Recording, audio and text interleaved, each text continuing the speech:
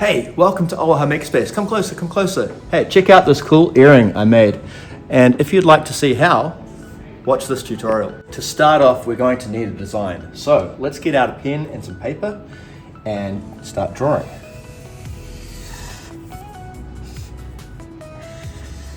You can draw anything you like. In this case, I'm drawing myself a nice hot air balloon. Let's add a little circle at the top where we can hang this charm. There we go, hot air balloon. I need to get this picture onto my computer, not like this. Let's use the camera instead. I'm going to hit the Windows key and type CAM and open up my camera. Hold your picture so that it's nicely framed. Make sure you get everything in there. You don't really need your face, but it doesn't hurt. And then I'm going to click Take Photo. Let's click this button over here to open in the Photos app. Here's our picture. If I double click on this, I can edit this picture. Where are we? Minimizing this other stuff. Here you can see we've got our picture. Let's click on this blue button that says edit. And I'm just going to crop so that we only have the black drawing and the white on the outside, getting rid of my fingers and everything else. I can click Save Option to save, and here we have our picture. For bitmap, let's convert this into a vector graphics file. We're going to use Inkscape to do this, and this is the icon for it right here. So let's open that up. I'm just going to click on New Document, and we can drag this picture right in. I believe. There we go.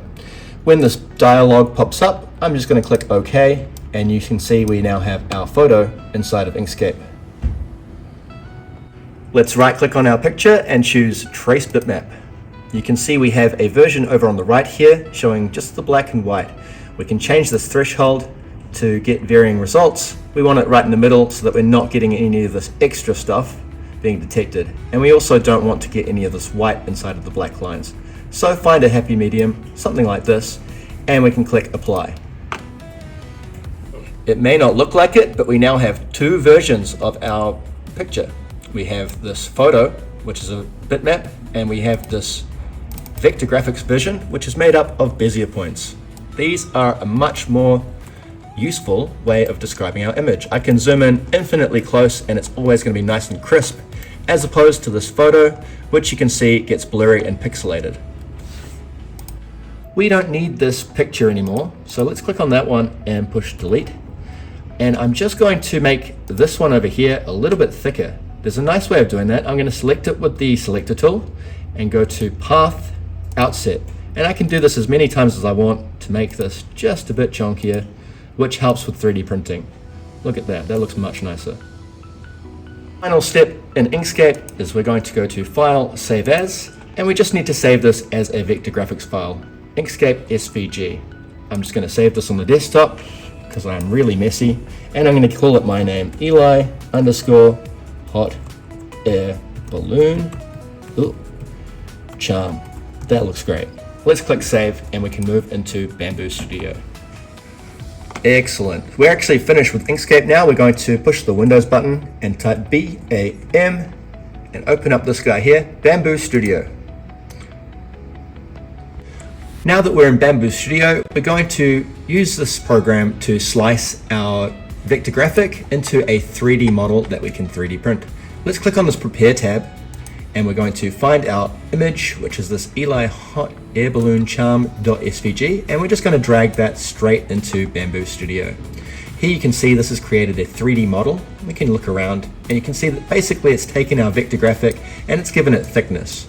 But currently this is way too big. We're going to click on the Scale option here, making sure we have our model selected.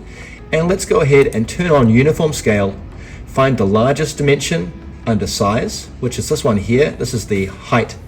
And we're going to change this to 25 millimeters, or 2.5 centimeters in this case. Zooming in, you can see this has made it a lot smaller, just using the mouse wheel to zoom in and out. Now I'm going to untick Uniform Scale and find my depth, which is this Z dimension. This is how thick my charm is going to be. And I'm going to change that to 0.8 and just tap Enter. We're finished with scaling our model, and now it's time to slice our model to see how the 3D printer will print it. So let's click on this button to close out of the scaling, and then we're going to click on Slice Plate, and we can see that this is made up of 4 layers. We can actually check out how the 3D printer would print each of those, which is really interesting. And we also have some important information, such as how long this is going to take to print and how much filament it's going to use. In this case, we're only using 0.2 grams of filament, which is basically nothing. And we're going to take 7 minutes to print this, which is really, really quick. Well, actually it's about 8 minutes, but that's great. So if we're ready to go, we're going to load up our printer with some filament and get started. The next step is we need to load our 3D printer with some filament. Basically, you get to choose what type of filament you want. We've got a whole lot here at Auaha, including this sparkly green ocean recycled PLA, but you're more than welcome to bring along your own filament as well. And so when you've chosen your filament, ask one of the helpful Auaha staff and we will load the printer for you. Our 3D printer is loaded with filament now, so all we need to do is save this file onto our printing share folder on the server. Let's click on File, Save Project As, and we will navigate to Network, GGPC, and then in Printing Share, we're just going to save this 3MF file. So click Save, and we're ready to print. At this point, your work here is done. You can fill out a form to get this printed, and all we need to do is ask one of the staff members to kick it off. Click Print, choose the 3D printer we're going to go with, and we're going to send it. Now if we walk over here, this printer is going to start printing really soon, and we'll see that happening soon. And just like that, our 3D printer is finished. Let's carefully remove this print plate, and we'll pop it off.